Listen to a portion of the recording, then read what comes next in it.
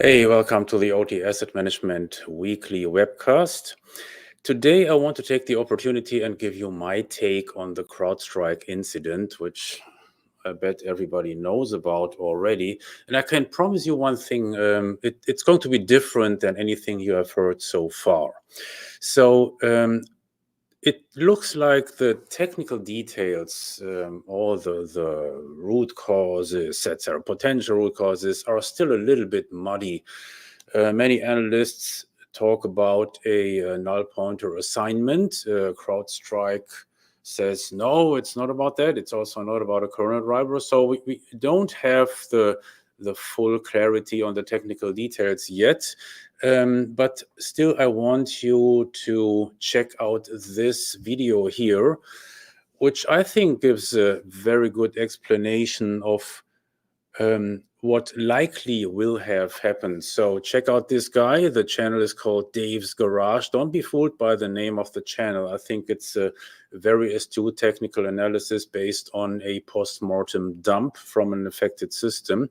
And he makes a very good point about the different or the bits and bytes behind the scenes. So I think you will benefit from his analysis.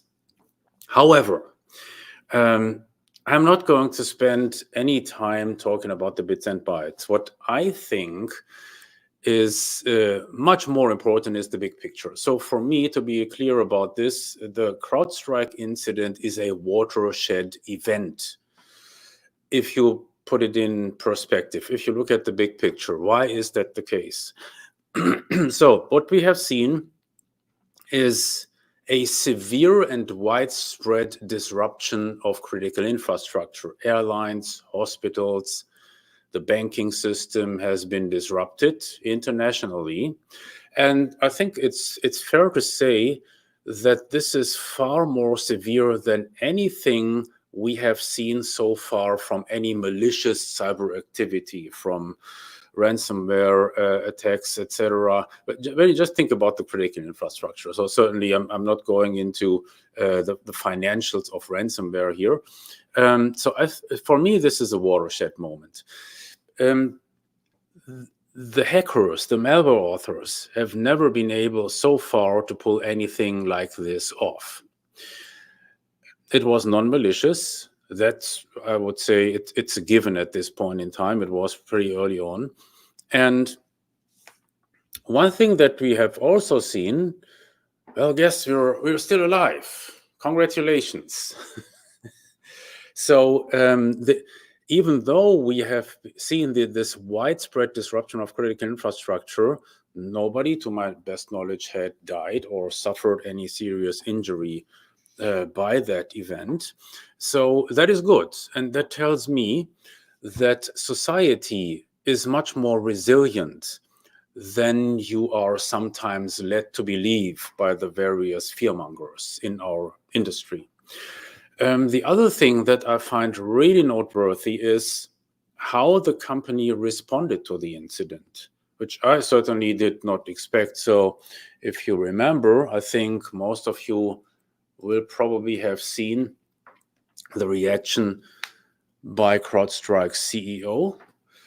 I have to say that to me, it looks a little bit like a hostage video. And the CEO basically says, we're sorry. And I hadn't expected that. So I haven't seen any accountability so far. I haven't seen any concrete plans on how to prevent things like this in the future, which in my opinion would most likely need to include a more stringent quality assurance system or discipline, because this is my take on how this could or should have been prevented.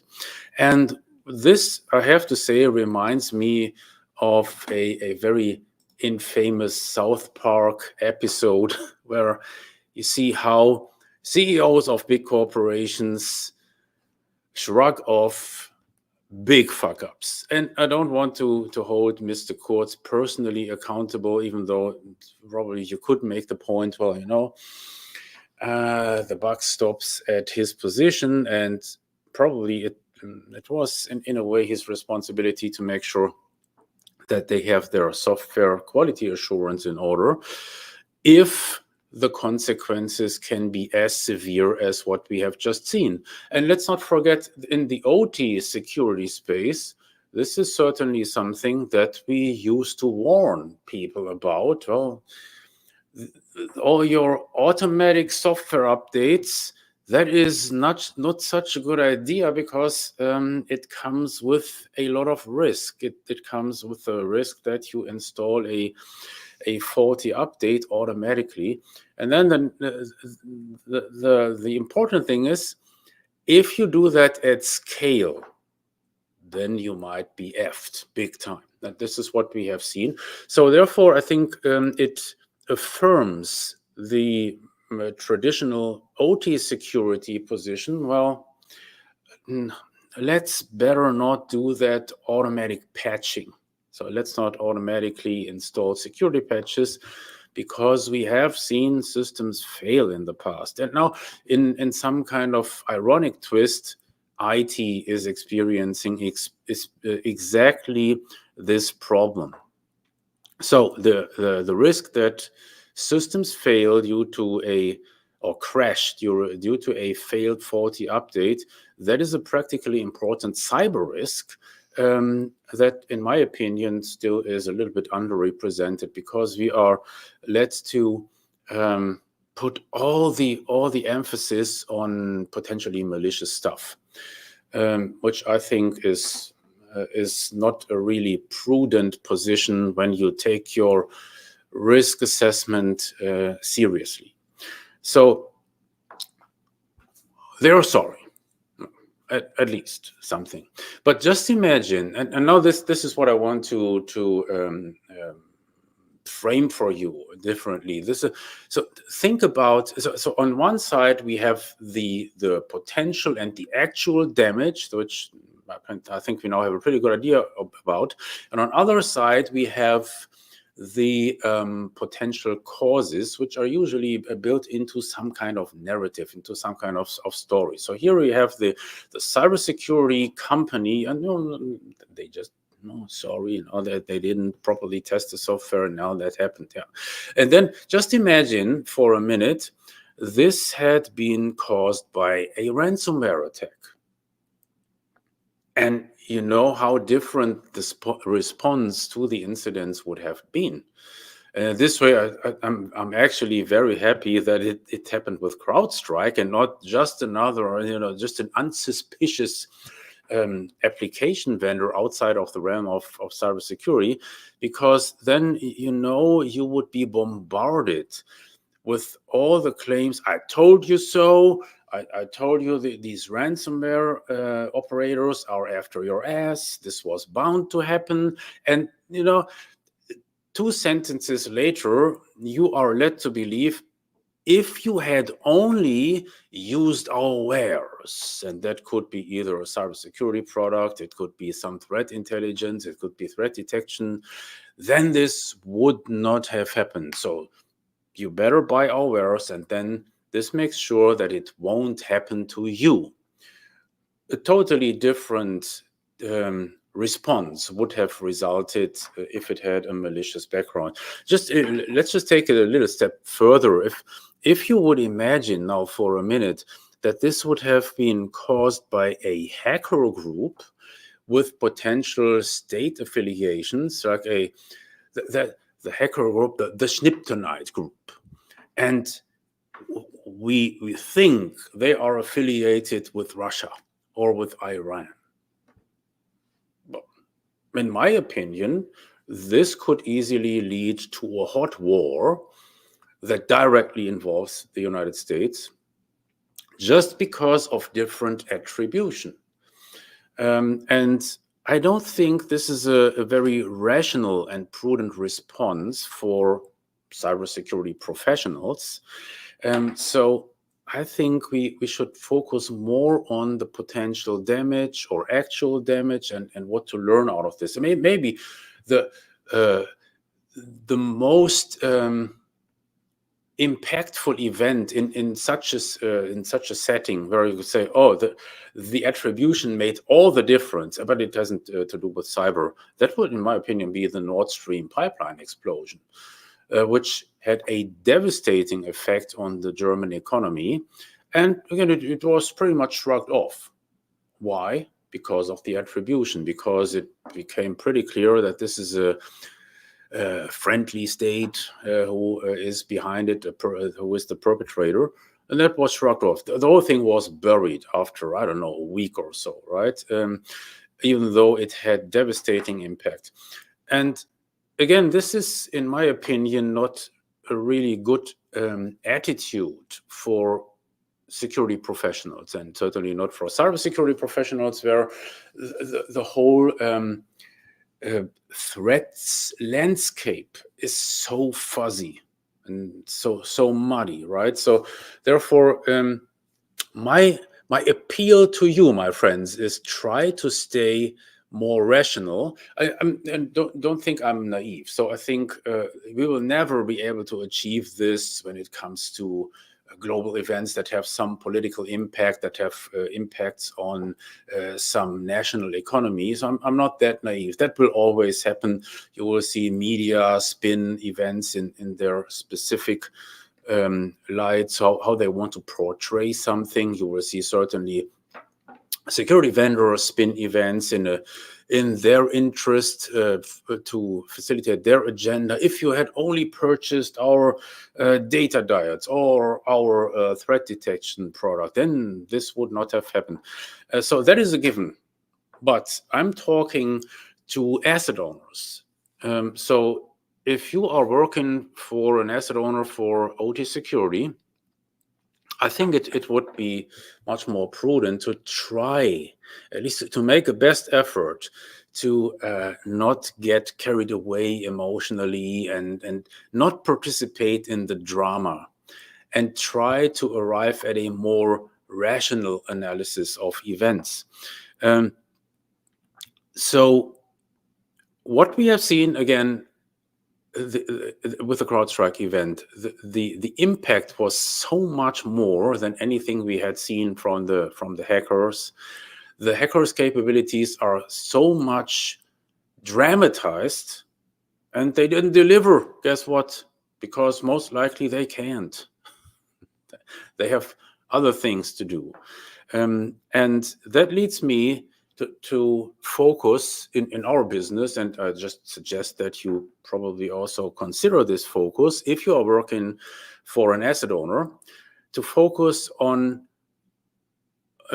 all the things that can go wrong and have gone wrong. And again, I think for OT security professionals, I don't need to stretch it very far, because you know already, well, automatic patching is not a good idea. We have seen it fail so many times, so let's just stay away from that. The other thing I want to focus you on is all the things besides automatic patching that can go wrong in cyber, in OT, without hackers, without any malicious component. So if you think about those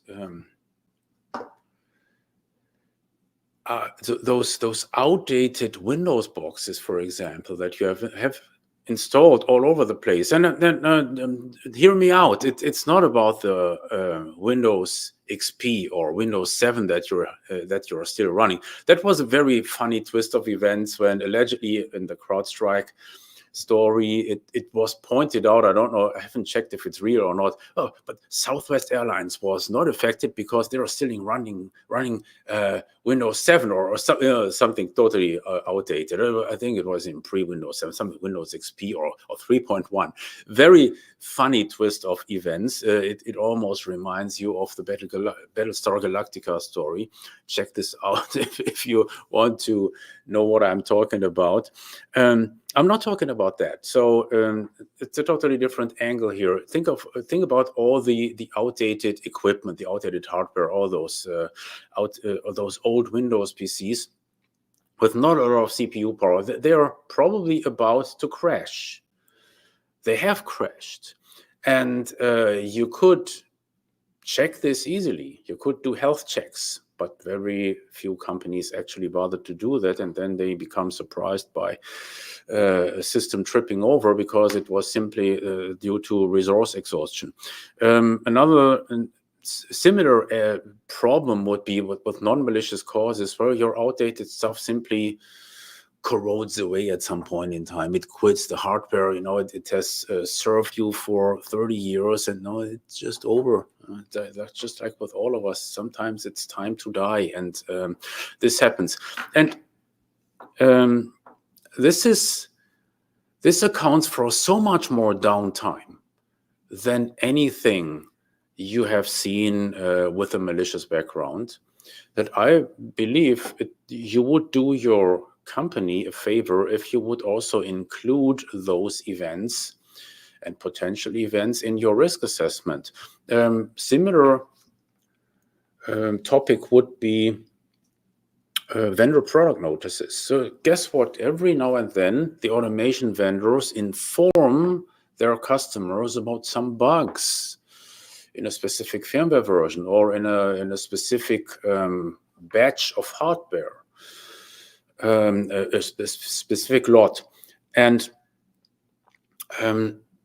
then if you don't remediate this issue by installing new firmware, you run a very thorough risk of crashing some systems, or maybe even with safety impact. So just check out the safety advisories by the automation vendors and you will see what I'm talking about.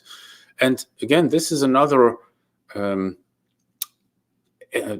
example where no malicious activity is required. So don't get me wrong, I still consider myself as an OT security expert. So I don't want to rule the hackers, the malicious actors out.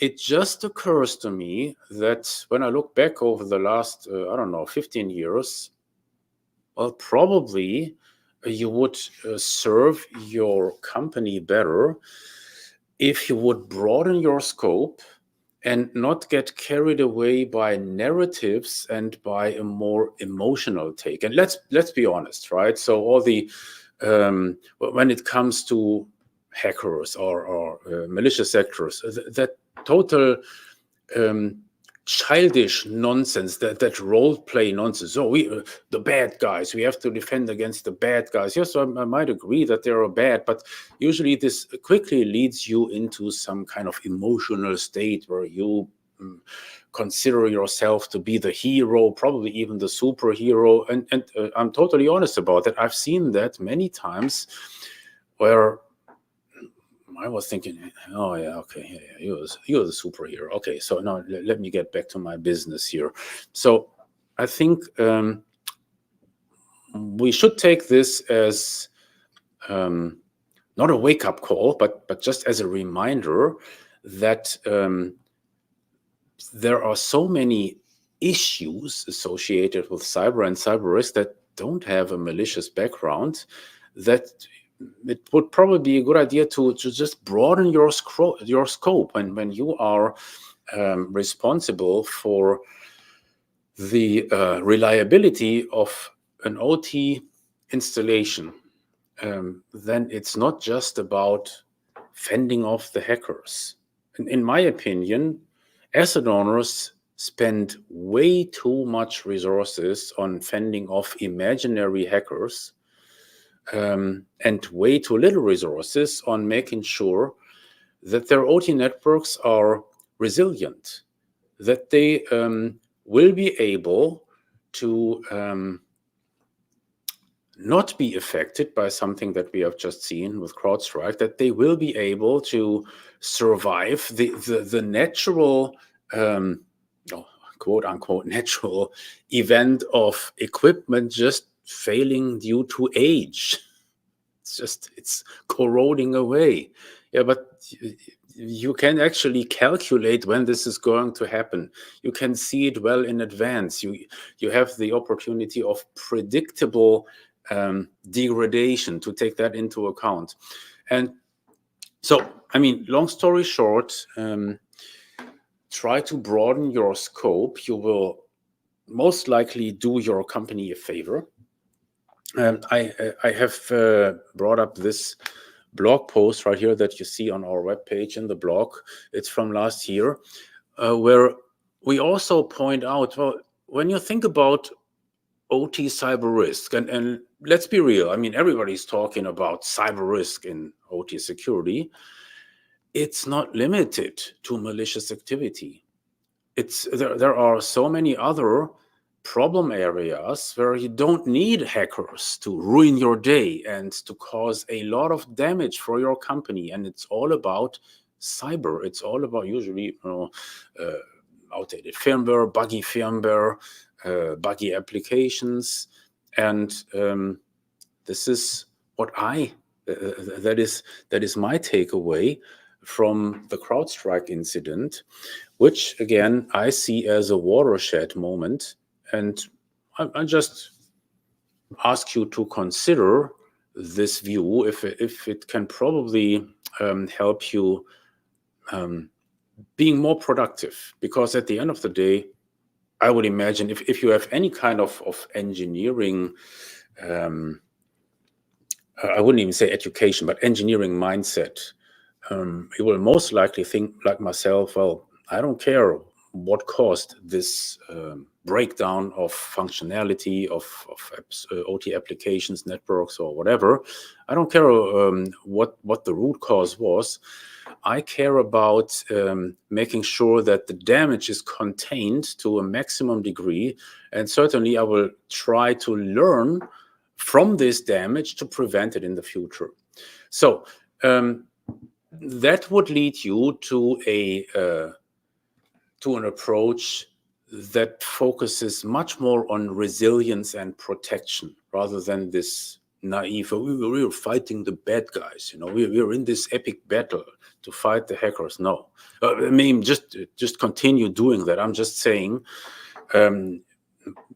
you're probably not doing the best you could for your company if you just think, if you consider your primary responsibility to just make sure that those OT networks are super reliable, and no matter what, you know, you will either not run into problems or make sure that the damage is minimal, it is contained. That is possible, but it requires a shift of mindset away from the attribution from the hackers. Oh, well, just imagine what could have happened if the bad guys had done X, Y, and Z. To, okay, let's make sure, let's do an analysis of the technical characteristics of our OT environment. Let's check if it is at a state of resiliency that we require, that we want, that we need. Okay, those are my thoughts, and let me know in the comments. Remember, these webcasts are recorded, so you can always check back on YouTube, on LinkedIn, and on X. So let's just have a conversation about this. And I hope you had some food for thought. Just let me know what you think. Bye-bye.